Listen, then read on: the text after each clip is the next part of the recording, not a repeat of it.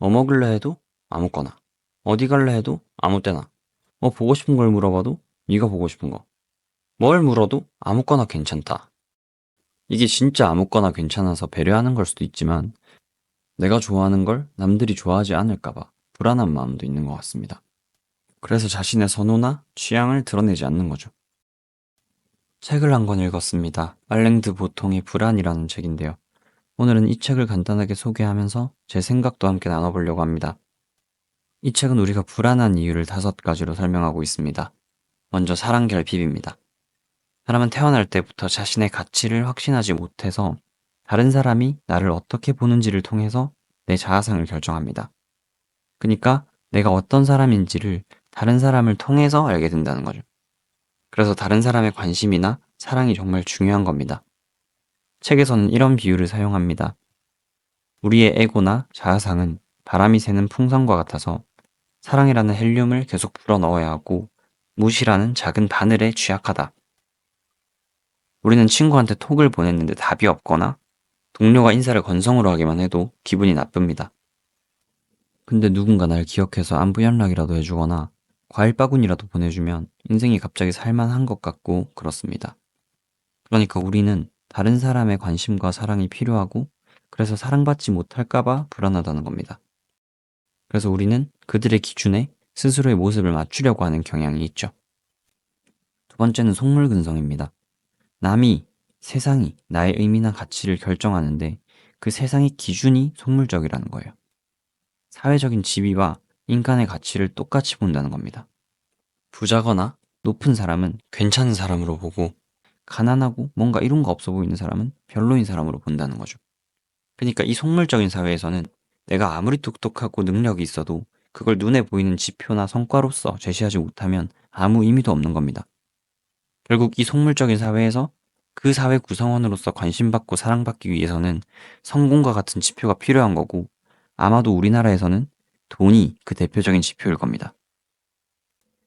세 번째는 기대인데요. 우리는 과거보다 훨씬 더 좋은 집에 살고 더 좋은 옷을 입고 더 맛있는 걸 먹는데도 불행합니다. 이는 우리의 기대 수준이 높아졌기 때문입니다. 가장 견디기 힘든 성공은 친구의 성공이라고 하죠. 우리는 보통 중거 집단, 그러니까 자신과 동등하거나 비슷하다고 여기는 사람들을 질투하고 부러워합니다. 우리는 재벌 2세를 질투하진 않지만 내 주변 사람들은 질투하잖아요.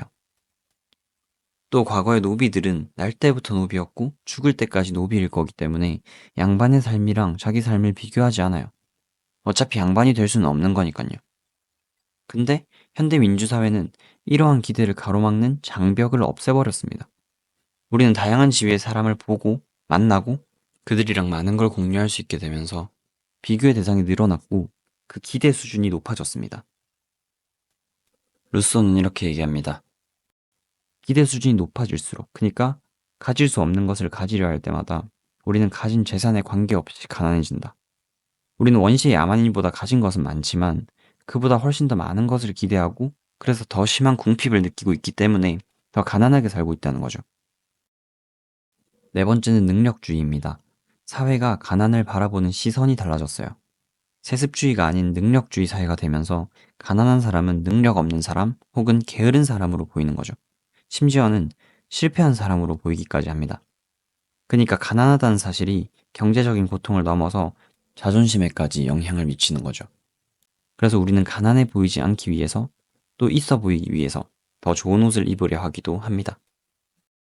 마지막 5번째는 불확실성입니다. 과거에는 계급이나 지위가 거의 변하지 않았지만 이제는 내 능력이나 성과에 따라서 내 지위나 수준이 바뀔 수 있습니다. 심지어 항상 일정한 성과를 내기도 어렵고 그 과정에선 운도 크게 작용합니다. 그러다 보니까 내가 지금 누리는 것들이 언제까지 지속될지 알 수 없다는 불안감이 커집니다. 사회가 급변하면서 이런 불확실성은 더 커져가고 그래서 우리는 더 불안한 거죠. 이렇게 5가지의 불안의 원인을 얘기한 뒤에 불안 해소를 위한 해법도 제시하고 있는데요.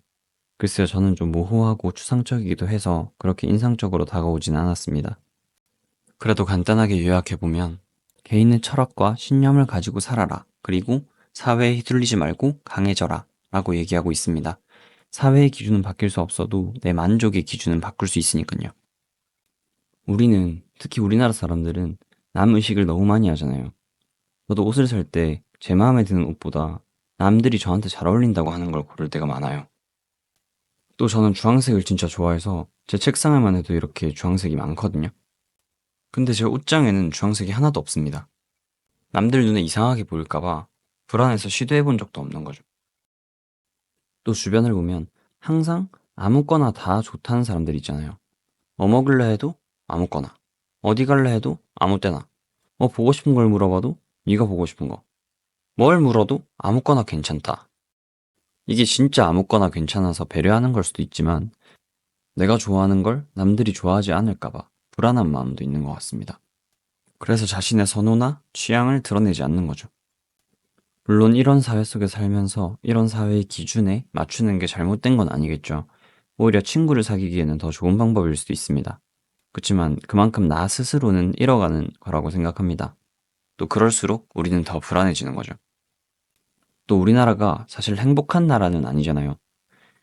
우리가 불행한 그 대표적인 원인들이 이 책에서 다루어지는 5가지로 설명될 수 있다고 생각합니다. 그래서 내가 불안하거나 불행한 이유가 뭔지, 그걸 해소할 방법이 뭘지 생각해 보는 것도 좋을 것 같습니다. 사람마다 그 방식은 다르겠지만, 뭐 단순하게는 예를 들어서 돈 얘기를 좋아하는 속물적인 사람은 만나지 않는다거나, 다른 사람과 비교하지 않기 위해서 인스타를 삭제해 본다거나, 아니면 그런 것들에 휘둘리지 않을 만큼 강한 사람이 되거나, 모든 질책은 그게 관역에 적중하는 만큼만 피해를 줄 수 있고, 자신이 어떤 질책을 받을 사람이 아니라는 사실을 알고 있는 사람은 자신만만하게 그런 질책을 경멸할 수 있다. 또 실제로 그렇게 한다. 근데 그런 강한 사람이 되려면 외로움도 견딜 줄 알아야 된다고 이 책에서는 얘기하더라고요. 아무튼 오늘도 영상 시청해주셔서 감사합니다.